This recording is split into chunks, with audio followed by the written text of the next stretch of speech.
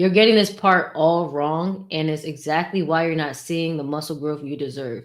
You might think it's because you picked the wrong exercises, you're following the wrong training split, or your macros are just off. But the truth is, it's none of those things. In this video, I'm breaking down the real reason why you're not building the muscle you've been working so hard for and how to finally fix it. The real reason is you're not training hard enough to force your muscles to grow, period. And until you fix this, nothing else you do is going to move the needle forward. Not if you change the exercises you're doing, change your workout split, modify your macro arrangement. None of that is going to fix this problem.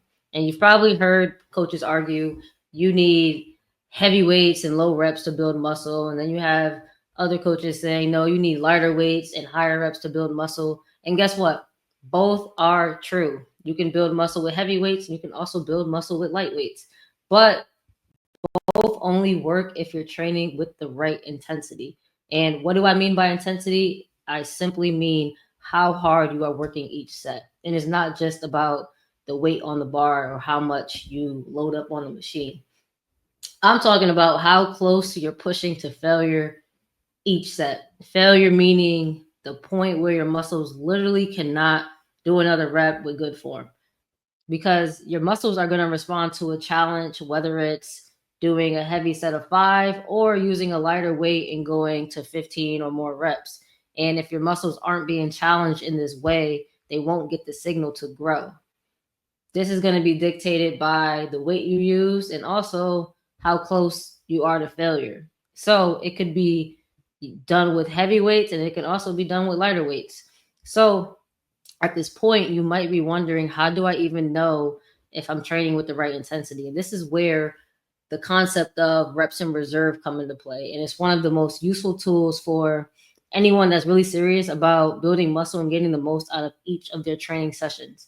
So just to give you a quick breakdown of reps in reserve, it's just a way to describe the number of reps you have left in the tank after completing a set. So say, for example, you're doing a set of 12 reps of Bulgarian split squats. By the time you get to your final rep, so by the time you get to 12 reps, you have to think about, if you had to continue, how many more good reps would you be able to do?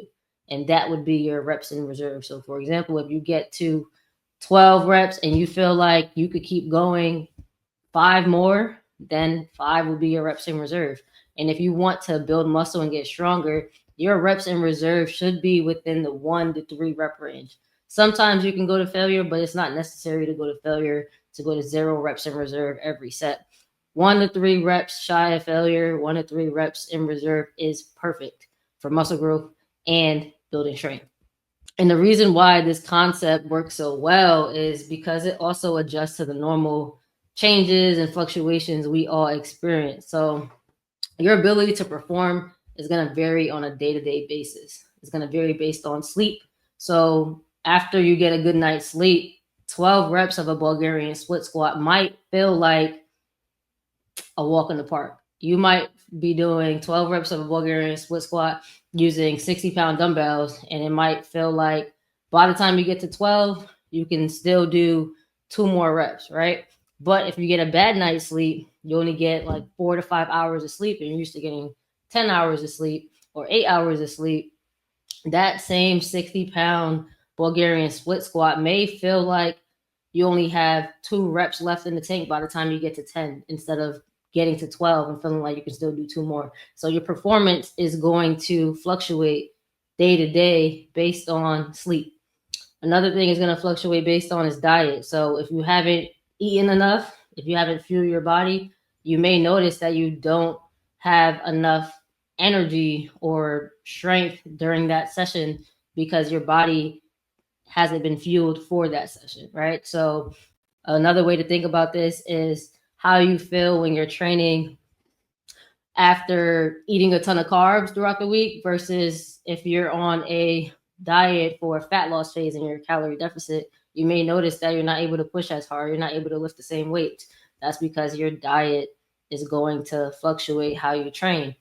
Another big thing is stress. So exercise is physical stress to our body, but we also have to account for mental and emotional stress. because that's going to also impact your performance. If you have a really stressful month or so at work, you may notice that that's starting to impact your performance in the gym.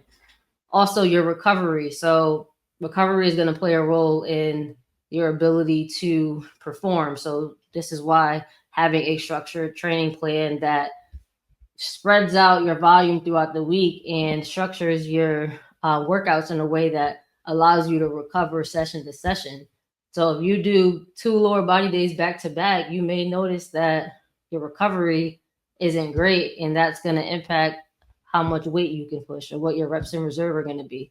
So the reps in reserve concept allows you to adapt to these inevitable changes while still making sure that you're training with the right intensity to build muscle, as opposed to if you were training with percentages, you might be able to train at like 75% of your 1 rep max. And one day that 75% is 100 pounds on an exercise, but then another day you can't even lift that 75%. So reps in reserve allows you to always train with the right intensity, no matter what's going on in your life or how your performance is. You're still training with the right intensity, and your body doesn't know these numbers, but it does know how close you are getting to failure. So this is why both heavy and lightweight training routines work, because you can lift heavy weights for 5 to 8 reps, or you can lift lighter weights from 15 to 20 reps, but both are going to build muscle as long as you're training within that 1 to 3 reps in reserve. So if you're doing 20 reps of an exercise and you finish the set and you're like, yeah, I could have banged out 10 more, you basically wasted that set. Like, yeah, it's better than sitting on the couch at home watching Netflix, but when it comes to building muscle, you're not really training for that at that point. You're more so training to maintain. But if you're doing 20 reps and you can't do another rep, then that's good for muscle building. So it's not really about the weight that you're using. It's more so about your effort level, your intensity, how close you're pushing to failure specifically for muscle building. And what happens a lot of times is most people leave way too many reps in the tank. They either stop because it feels uncomfortable, they start to feel a little bit of muscle burn, so they think that that's the right intensity, or they simply underestimate how hard they can actually push themselves. And if you want to build muscle, you need to get comfortable being uncomfortable. So here's how to apply this concept of reps in reserve to your next workout so you can make sure you're training with the right intensity. So there's 2 things I want you to do. First thing is, during your next workout, at the end of every set, I want you to ask yourself, how many more reps could I have done if I had to continue that set? If your answer is more than 3, then you're not training hard enough. You need to increase the weight, or you need to increase the reps so that you get within that 1, 2, at max 3 more reps left. You don't want to be doing an exercise and you feel like you can do 4, 5, 6 more reps. That's more for your warm-up sets. But for your working sets, you want to make sure by the end of your set, you can only do 1, 2, maybe 3 more reps. And that's a good gauge of intensity. If you're doing a set and your reps in reserve is 1, 2, or 3, that's perfect. That's right where you want to be. The second thing I want you to do on a different day is to pick a machine-based exercise that's in your plan. And I want you to take your first working set, not your warm-up set, your first working set to the point where you can not do another rep. So take it to failure. That should be rep in reserve 0. Pick a weight that you know is going to be challenging for you and go to failure. So if you're doing leg press and you usually do 200 pounds for 10 reps, take that same 200 pounds and see how many reps you can get until you get to failure. Then, based on that, you can see what your true 0 reps in reserve is. And if you can do more reps than what you were doing before, like say if you were doing 200 pounds for 10 reps and then you end up doing 200 pounds for 20 reps, that's a clear indication that you've been under training, that you've been underestimating how hard you need to push yourself. You've been underestimating your reps in reserve. And then you know that you can safely bump the weight up next time. And if this happens, which it likely will happen, when you haven't been training with the right intensity, when you haven't really been training with reps in reserve or any other gauge of intensity, this is likely going to happen, and it's not a bad thing. The more you practice the skill of reps in reserve, the better you're going to get at it, the better you're going to get at selecting the right weights and training at the right intensity. So, just to recap all of this, both heavyweight and lightweight can build muscle, but only if you're training with the right intensity. And you're going to use reps in reserve, RIR, to gauge your effort level, gauge your intensity. And you want to aim for 1 to 3 reps in reserve on your working sets.